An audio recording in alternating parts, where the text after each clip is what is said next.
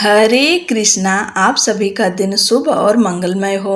ऋषि पंचमी का व्रत हिंदू धर्म में विशेष महत्व रखता है। यह व्रत सप्त ऋषियों को समर्पित होता है और महिलाओं के लिए इसे विशेष रूप से शुभ माना जाता है। मान्यता है कि इस दिन व्रत रखने और कथा सुनने से जन्म जन्मांतर के पाप समाप्त हो जाते हैं और आत्मा की शुद्धि होती है। तो चलिए ऋषि पंचमी की व्रत कथा को सुनते हैं। विदर्भ देश में उत्तक नाम का एक सदाचारी ब्राह्मण निवास किया करते थे। उनकी पतिव्रता नारी सुशीला से एक पुत्री और एक पुत्र का जन्म हुआ था। पुत्र सुविभूषण ने वेदों का सांगोपांग अध्ययन किया। कन्या का समयानुसार एक सामान्य कुल में विवाह कर दिया गया, पर विधि के विधान से वह कन्या विधवा हो गई तो वह अपने सतीत्व की रक्षा पिता के घर रहकर करने लगी। एक दिवस कन्या माता पिता की सेवा करके एक शिलाखंड पर शयन कर रही थी तो उसके सारे शरीर में कीड़े पड़ गए। सुबह जब कुछ शिष्यों ने उस कन्या को अचानक इस हालत में देखा, उसकी माता सुशीला को निवेदन किया कि माता गुरु, पुत्री के दुख को देखिए। गुरु पत्नी ने जाकर पुत्री को देखा और अपनी पुत्री की अचानक यह दशा देख के नाना प्रकार से विलाप करने लगी और पुत्री को उठाकर ब्राह्मण के पास ले आई। ब्राह्मण भी पुत्री की दशा देखकर अति विस्मय को प्राप्त हुए और देखी हुए तब ब्राह्मण ने हाथ जोड़कर कहा, महाराज, यह क्या कारण है कि इस पुत्री के सारे शरीर में कीड़े पड़ गए। तब ब्राह्मण ने ध्यान धर के देखा तो पता चला कि इस पुत्री ने जो 7 जन्म पहले ब्राह्मणी थी तो एक दिन रजस्वला होते हुए भी घर के तमाम बर्तन भोजन सामग्री छू ली और ऋषि पंचमी व्रत को भी अनादर से देखा। उसी दोष के कारण इस पुत्री के शरीर में कीड़े पड़ गए, क्योंकि रजस्वला वाली स्त्री प्रथम दिन चांडालनी के बराबर व दूसरे दिन ब्रह्मघातनी के समान और तीसरे दिन धोबिन के समान शास्त्र दृष्टि से मानी जाती है।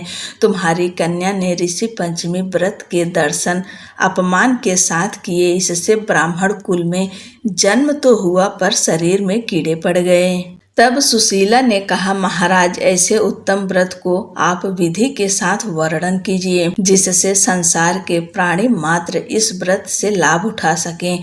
हे सहधर्मिणी, यह व्रत भाद मास के शुक्ल पक्ष की पंचमी को धारण किया जाता है।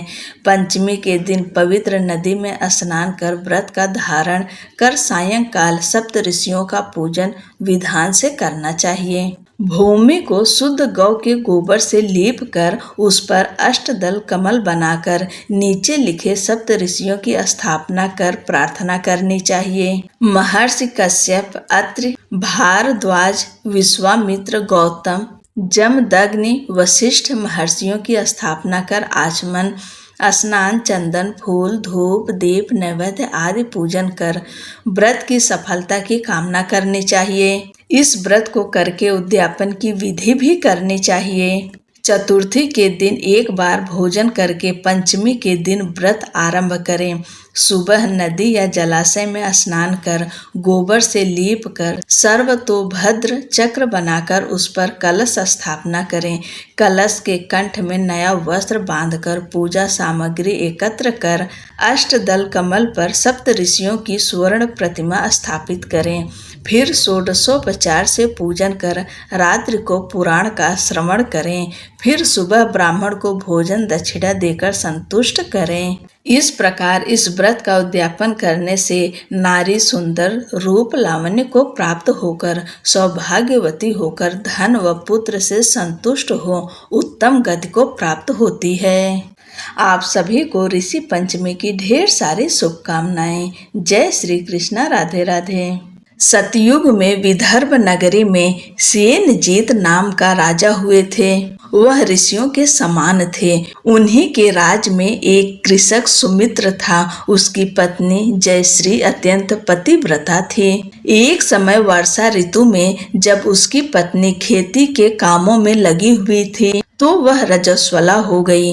उसको रजस्वला होने का पता लग गया, फिर भी वह घर के कामों में लगी रही। कुछ समय बाद वह दोनों स्त्री पुरुष अपनी अपनी आयु भोग कर मृत्यु को प्राप्त हुए। जयश्री तो कुतिया बनी और सुमित्र को रजस्वला स्त्री के संपर्क में आने के कारण बैल की योनि मिली, क्योंकि ऋतु दोष के अतिरिक्त इन दोनों का कोई अपराध नहीं था। इसी कारण इन दोनों को अपने पूर्व जन्म का विवरण याद रहा। वे दोनों कुतिया और बैल के रूप में उसी नगर में अपने बेटे सुचित्र के यहाँ रहने लगे। धर्मात्मा सुचित्र अपने अतिथियों का पूर्ण सत्कार करता था। अपने पिता के श्राद्ध के दिन उसने अपने घर ब्राह्मणों को भोजन के लिए नाना प्रकार के भोजन बनवाए। जब उसकी स्त्री किसी काम के लिए रसोई से बाहर गई हुई थी, तो एक सर्प ने रसोई की खीर के बर्तन में विष वमन कर दिया। कुतिया के रूप में सुचित्र की माँ कुछ दूर से सब देख रही थी। पुत्र की बहू के आने पर उसने अपने पुत्र को ब्रह्म हत्या के पाप से बचाने के लिए उस बर्तन में मुंह डाल दिया। सुचित्र की पत्नी चंद्रवती से कुतिया का यह कृत्य देखा न गया और उसने चूल्हे में से जलती लकड़ी निकालकर कुतिया को मारी। बेचारी कुतिया मार खाकर इधर उधर भागने लगी। चौके में जो जूठन आदि बची रहती थी, वह सब सुचित्र की बहू उस कुतिया को डाल देती थी, लेकिन क्रोध के कारण उसने वह भी बाहर फिकवा दी। सब खाने का सामान फिकवा कर बर्तन साफ करके दोबारा खाना बनाकर ब्राह्मणों को खिलाया। रात्रि के समय भूख से व्याकुल होकर वह कुतिया बैल के रूप में रह रहे अपने पूर्व पति के पास आकर बोली, हे स्वामी, आज तो मैं भूख से मरी जा रही हूँ। वैसे तो मेरा पुत्र मुझे रोज खाने को देता था, लेकिन आज मुझे कुछ नहीं मिला। सांप के विष वाले खीर के बर्तन को अनेक ब्रह्म हत्या के भय से छूकर उनके न खाने योग्य कर दिया था। इसी कारण उसकी बहू ने मुझे मारा और खाने को कुछ भी नहीं दिया। तब वह बैल बोला, हे भद्रे, तेरे पापों के कारण तो मैं भी इस योनि में आ पड़ा हूँ और आज बोझा ढोते ढोते मेरी कमर टूट गई है। आज मैं भी खेत में दिन भर हल से जुता रहा। मेरे पुत्र ने आज मुझे भी भोजन नहीं दिया और मुझे मारा भी बहुत। मुझे इस प्रकार कष्ट देकर इसने इस श्राद्ध को निष्फल कर दिया। अपने माता पिता की इन बातों को सुचित्र सुन रहा था। उसने उसी समय दोनों को भरपेट भोजन कराया और फिर उनके दुख से दुखी होकर वन की ओर चला गया। वन में जाकर ऋषियों से पूछा कि माता पिता किन कर्मों के कारण इन नीच योनि को प्राप्त हुए हैं और अब किस प्रकार से इनको छुटकारा मिल सकता है। तब सर्वतमा ऋषि बोले, तुम इनकी मुक्ति के लिए पत्नी सहित ऋषि पंचमी का व्रत धारण करो तथा उसका फल अपने माता पिता को दे दो। भाद्रपद महीने की शुक्ल पक्ष को मुख शुद्ध करके मध्याह्न में नदी के पवित्र जल में स्नान करना और नए रेशमी कपड़े पहनकर अरुधंती सहित सप्त ऋषियों का पूजन करना। इतना सुनकर सुचित्र अपने घर लौट आया और अपनी पत्नी सहित विधि विधान से पूजन व्रत किया। उसके पुण्य से माता पिता दोनों पशु योनियों से छूट गए।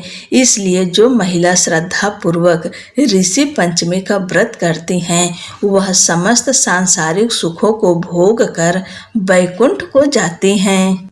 एक बार फिर से आप सभी को ऋषि पंचमी की ढेर सारी शुभकामनाएं। जय श्री कृष्णा। राधे राधे।